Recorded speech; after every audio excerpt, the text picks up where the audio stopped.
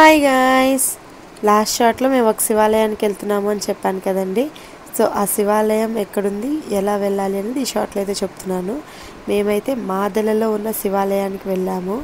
So అక్కడికి ఎలా వెళ్ళాలి అంటే గుంటూరు నుంచి సత్తెనపల్లి బస్సులో వెళ్ళాక అక్కడ దిగి నర్సరావుపేట బస్సు ఎక్కితే మాదల అనే రెండో స్టాప్లోనే దిగితే అక్కడి నుంచి ఒక 800 మీటర్స్ వాక్ చేసుకొని వెళ్ళొచ్చు. సో వెళ్ళే దారిలో అయితే ఫస్ట్ అయితే ఆంజనేయ స్వామి గుడి, ఆ తర్వాత పక్కనే బాబాగారి చుట్టూ గుడి చూసుకొని అయితే మేమైతే వెళ్ళిపోయాం మాదిల టెంపుల్కి. ఇప్పుడు ఈ గుడి విశిష్టత ఏంటి అంటే గుడి అయితే చాలా పాత గుడి అండి. మేము వెళ్ళే టైంకి 12 దాటింది. గుడి కట్టేస్తారేమోనైతే హడావిడిగా అయితే వచ్చాము, కానీ దేవుడు మా కోసమే ఉన్నట్టున్నారు, ఇంకా ఓపెన్ చేసే ఉంది గుడి. సో ఇదైతే సాగరేశ్వర స్వామి టెంపుల్ అండి. సో ఇక్కడ శివుడికి విశిష్టత ఏంటంటే శివుడి పానమట్టం మీద నుంచి ఎప్పుడు వాటర్ వస్తూనే ఉంటాయి ఒక దారలాగా.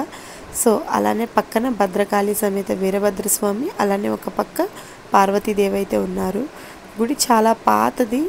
సో జనాలు అయితే పెద్దగా రారు, కానీ గుడి అది అయితే చాలా బాగుందండి.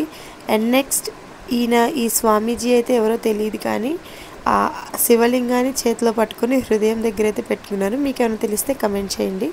అలానే కొంచెం ముందుకు వచ్చాక మహంకాళి అమ్మవారంట. ఈ అమ్మవారి స్టోరీ అయితే మాకు తెలియదు, కానీ గుడి పైన గోపురం లేదు, అలానే అమ్మవారికి పెద్ద పెద్ద గంటలు కట్టున్నాయి. మీకేమైనా తెలిస్తే తప్పకుండా కమెంట్ చేయండి. Thank you for watching.